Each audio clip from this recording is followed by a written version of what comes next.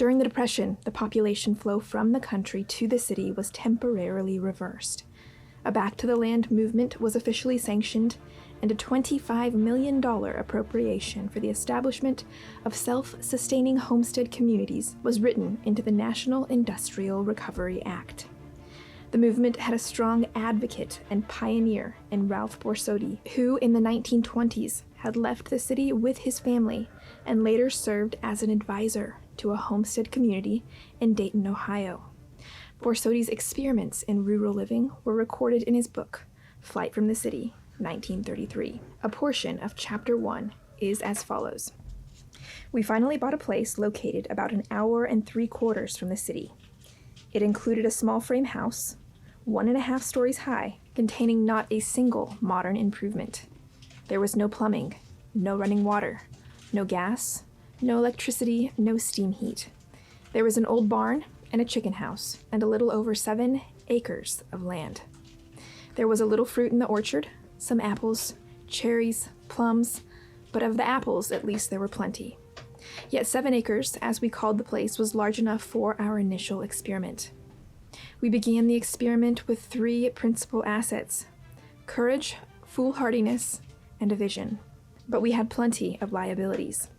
We had little capital and only a modest salary. We knew nothing about raising vegetables, fruit, and poultry. All these things we had to learn. While I was a handyman, I had hardly ever had occasion to use a hammer and a saw. A man working in an office rarely does. And yet, if our experiment was to succeed, it required that I should make myself a master of all trades. We cut ourselves off from the city comforts to which we had become so accustomed. Discomforts were plentiful in the beginning. The hardships of those early years are now fading into a romantic haze, but they were real enough at the time. A family starting with our handicaps had to expect them, but almost from the beginning there were compensations for our discomfort. Before the end of our first year, the year of the Depression of 1921, when millions were tramping the streets of our cities looking for work, we began to enjoy the feeling of plenty. We cut our hay, gathered our fruits, made gallons and gallons of cider. We had a cow and produced our own milk and butter, but finally gave her up. By furnishing us with 20 quarts of milk a day, she threatened to put us into the dairy business. So we changed to a pair of blooded Swiss goats. We equipped a poultry yard and had eggs and chickens. We ended the year with plenty, not only for our own needs, but for a generous hospitality to our friends, some of whom were out of work. A hospitality which, unlike city hospitality, did not involve purchasing everything we served to our guests. To these things, which we produced in our first year, we have since added ducks, guineas, turkeys, bees for honey, pigeons for appearance, and dogs for company. In certain important respects, our experiment was very different from the ordinary back-to-the-land adventure. We quickly abandoned all efforts to raise anything to sell. After the year during which we raised some poultry for the market, this became an invariable principle. We produced only for our own consumption. If we found it difficult to consume or give away any surplus, we cut down our production of that particular thing and devoted the time to producing something else, which we were then buying.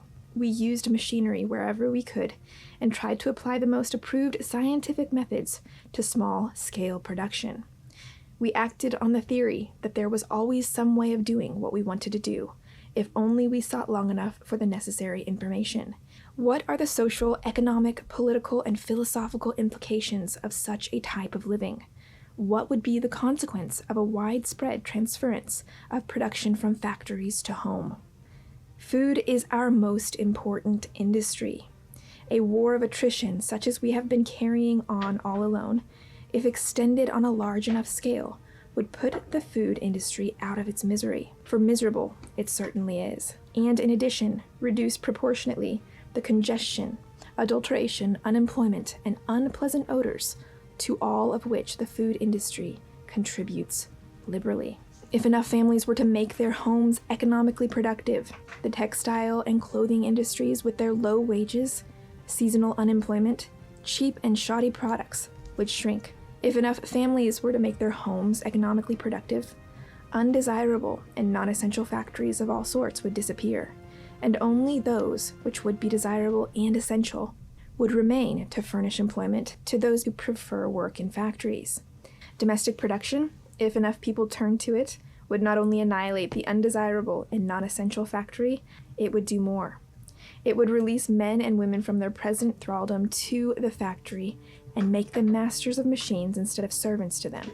It would free them for the conquest of comfort, beauty, and understanding. All right, I'm going to get back into answering one of your questions or comments per video tonight.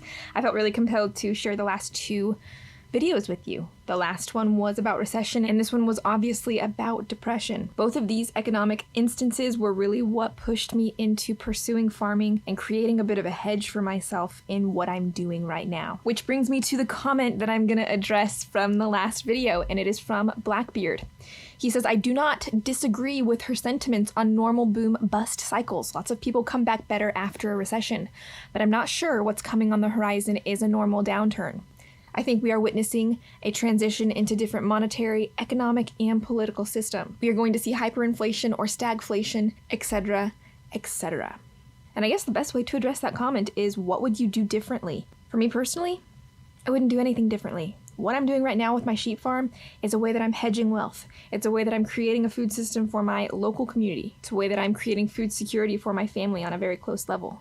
And so I think the most important thing to remember here is that really to be prepared, insofar as we are able to be prepared, simply requires us getting our house in order, getting some of the fundamentals laid. And I'm just going to open it up to the comment section to take it from there. If there's any way that we ought to be behaving ourselves or preparing in a more in-depth level, let me know. Thanks guys for watching this video, and I look forward to seeing you in the next one.